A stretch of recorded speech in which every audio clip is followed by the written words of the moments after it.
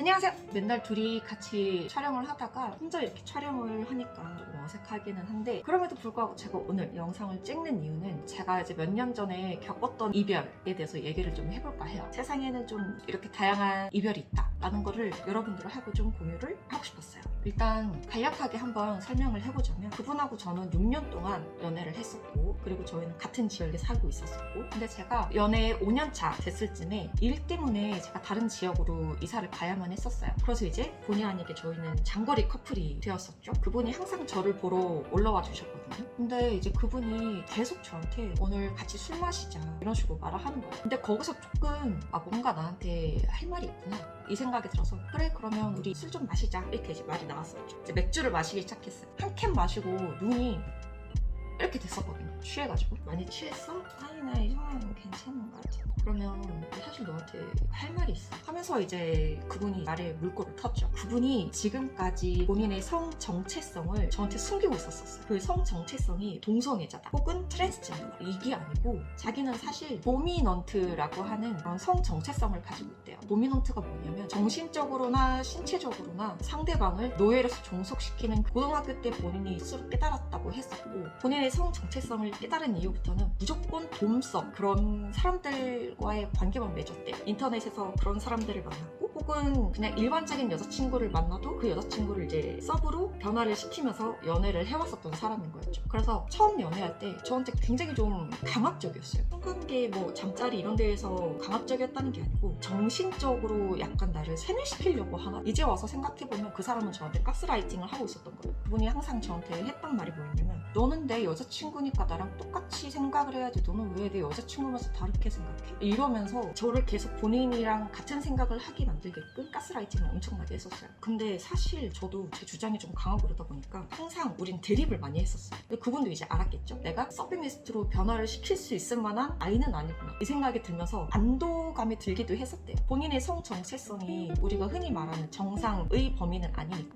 뭔가 좀 특별하다?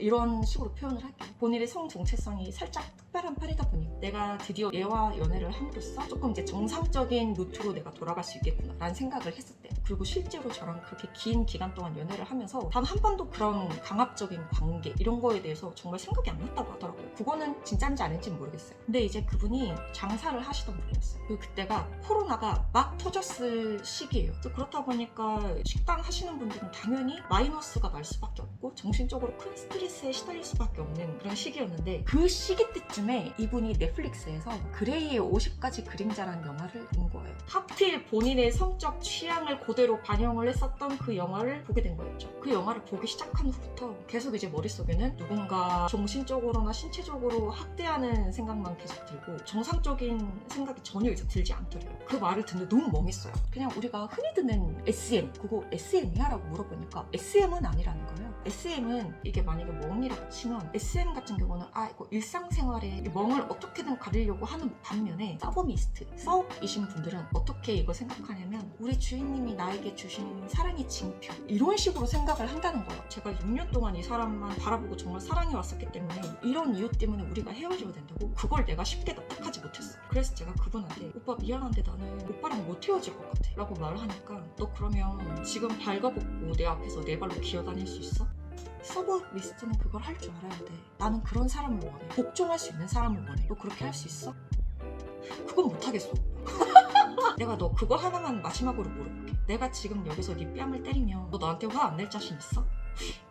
아니 씨발 오빠 미안해, 나 그것도 못하겠어. 그거 봐, 너가 이래서 안 되는 거야. 나는 뺨을 맞아도 감사합니다 주인님 이렇게 말할 수 있는 사람을 원해. 그래서 우린 안 되는 거야. 정적이 꽤 흘렀죠. 지금 생각하면 굉장히 미련한데, 그런데도 제가 포기가 안 되는 거예요. 미안한데 나 당장 오빠랑 헤어지는 건 못할 것 같아. 내가 오빠에 대해서 알아갈 수 있는 시간을 좀 줘. 오빠가 말하는 그 도움성, 그 관계 안에서 이루어지는 그 어떠한 행위들에 대해서 내가 좀 공부하고 이해하고 나 스스로 납득이 될 때까지 오빠 나한테 좀 시간을 줘. 알겠어, 그럼 우리 시간을 갖자. 저는 그분이 돌아갔는데 문득 그런 생각이 드는 거예요. 분명히 이런 사람들이 모여있는 커뮤니티 사이트가 존재할 것이다. 저 사람은 그 커뮤니티 사이트에 120% 가입을 했을 것이다. 난 저 사람을 찾아야겠다. 정말 한 이틀 동안 계속 그거에 대해서 검색을 했어요. 자, 그러면서 커뮤니티를 한 3개인가 찾았었거든요. 그 중에 2개는 활동하는 사람들이 많지 않은 것 같은 거예요. 그럼 난 이제 딱 하나 사이트가 남았잖아요. 그 사이트는 정말 수많은 사람들이 실시간 채팅도 하고 실시간으로 글도 올라오고 엄청나게 활성화가 된 커뮤니티 사이트였어요. 제가 거기에 가입을 했죠. 거기도 뭐 등급이 엄청 이렇게 많이 있어요. 정말 세세하게. 그래서 일정 포인트가 쌓여야 내가 등업을 할 수 있고, 등업을 해야 이 게시판을 볼 수 있고, 또다시 등업을 해야 다른 게시판을 볼 수 있고, 이런 구도였어요. 제가 거기 가입을 하자마자 엄청나게 글을 쓰고 댓글을 쓰고 포인트를 쫌쫌쫌쫌 딸이 계속 모으고 있었어요. 이제 그러다가 문득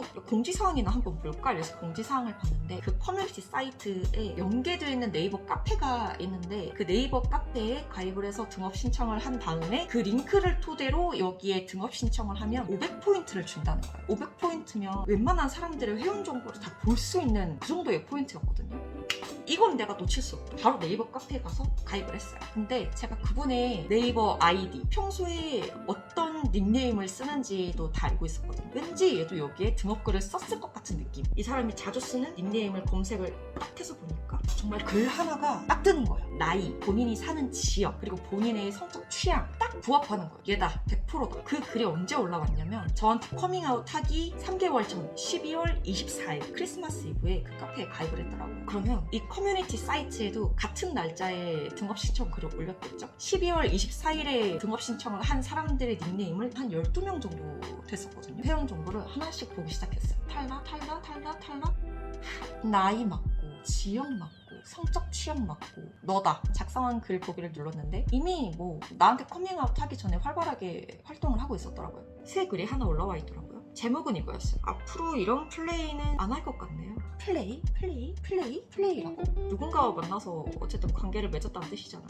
그 글을 보고 정말 손가락 달달 떨면서 그 글을 클릭을 했죠. 강아지라는 예쁜 별명을 가진 여자분과 관계를 맺고 있었나 봐요. 간략하게 요약하면 이거였어요. 우리 강아지는 집에 있고 나도 내 집에 있을 때 내가 전화를 우리 강아지한테 걸어서 강아지한테 이것저것을 시켜봤는데 강아지가 이제 야릇한 소리를 낼 거 아니에요. 주인님한테 예쁨을 받으려면. 근데 우리 강아지가 이게 정말 기분이 좋아서 저렇게 야릇한 소리를 내는 건지, 아니면 단지 나한테 예쁨 받기 위해서 저렇게 야릇한 소리를 내는 건지 내가 실제 눈으로 보진 않으니까 잘 판단이 안 된다. 그래서 앞으로 정확 플레이는 안 할 것 같다라고 이제 글을 쓴 거죠. 그날은 정말 술을 많이 마셨어요. 나는 분명 나한테 시간을 달라고 했고 오빠도 알겠다고 했고, 그 시간을 갖는 와중에도 제가 몇 번을 물어봤었거든요. 오빠 진짜 다른 사람 안 만나고 있어? 물어봤을 때 그분은 저한테 화를 냈어요. 우리 시간 같을 때 내가 누굴 만나? 우리가 헤어져야 내가 누굴 만나든가 하지. 내가 어떻게 다른 사람 만나? 그만 좀 의심해라. 이러면서 저한테 엄청 화를 냈었는데 알고 보니까 만나고 있었던 거죠. 근데 지금 뭐 하는 거지? 이 생각이 드는 거예요. 그래서 그 다음 날에 그분한테 전화를 걸었어요. 오빠,